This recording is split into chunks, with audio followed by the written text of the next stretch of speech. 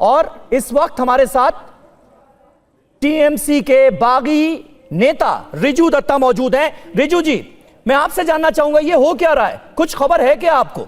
80 में से 54 विधायक क्या ममता बनर्जी के नेतृत्व के खिलाफ जाकर पार्टी से बगावत कर सकते हैं? क्या यह मुमकिन नजर आता है आपको? भले ही अब आप टीएमसी में नहीं हैं, लेकिन इतने सालों तक आप टीएमसी में रहे हैं, क्या यह मुमकिन नजर आता है? देखिए, ये जो स्टोरी है ना, ये जो कहानी है, ये मैंने ही ब्रेक किया था नेशनल मीडिया में 2 दिन पहले। तो मैं सारा चीज जानता हूँ, क्या हो रहा है क्या नहीं हो रहा है, बट मैं आपको इतना सीधी तरह से बता रहा हूँ।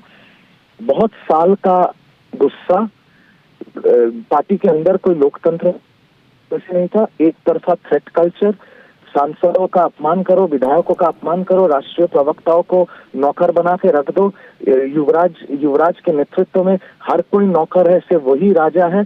और पार्टी के अंदर मुंह खोलोगे तो आपको साइडलाइन किया जाएगा, और उसके बाद भी मुंह खोलोगे तो आपके ऊपर पुलिस कार्रवाई होगी। तो ये जो गुस्सा जमा हुआ था नहीं ना, तो रिजू दत्ता, ये सारे सवाल कर लो एक बार सर। हाँ, एक बार खत्म कर लो जी। बोलिए। तो ये जब सत्ता परिवर्तन हुआ है और जब भय आउट हो गया है तो सब मुंह खोल रहे हैं। आज आपके सामने एक चीज देख लीजिए कि 3 चौथाई विधायक अगर ममता जी को छोड़ के जा रहे हैं तो इसका मतलब तो ये निकल रहा है कि 3 चौथाई पार्टी गलत है और एक युवराज सही है। ये तो नहीं हो सकता।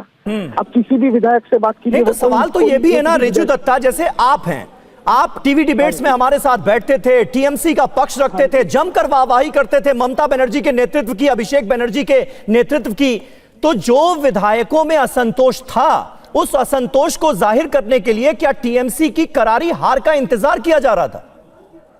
नहीं, सारे ने जाहिर किया है। अगर आप TV9 नेशनल से बोल रहे हैं, आपके TV9 के जो बंगाल में काउंटर पार्ट है, आप उनसे एक चीज पूछ सकते हैं, प्रमाण ले सकते हैं। जब मैं अपनी बात कर रहा हूँ, जब हम 3-4 प्रवक्ताओं ने मिलके आरजीकर कांड के टाइम पार्टी के अंदर सवाल उठाए थे कि ये हमारा जहन हमको मान नहीं रहा है, तो हमें बिठा दिया गया था प्रवक्ता के पद से। और उसके बाद जब हम बोलने गए थे तो हमको धमकाया गया था, चमकाया गया था।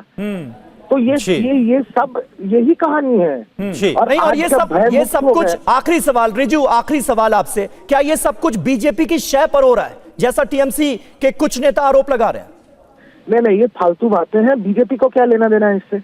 अच्छा, बीजेपी के पास अभी लोकसभा में मेजोरिटी हो जाएगी, 3 चौथाई मेजोरिटी। उनका राज्यसभा में कुछ दिनों में 150 का आंकड़ा पार हो जाएगा, और बंगाल में उनके 208 सीटें हैं। अब अलग 50 लेके क्या फायदा? और बीजेपी के जो राज्य अध्यक्ष है बंगाल के, उन्होंने भी कहा कि इन विधायकों को लिया नहीं जाएगा पार्टी में। तो बीजेपी का क्या लेना देना है? अच्छा, पार्टी टूट रही है और तृणमूल उंगली उठा रही है बीजेपी के ऊपर। अजब बात है।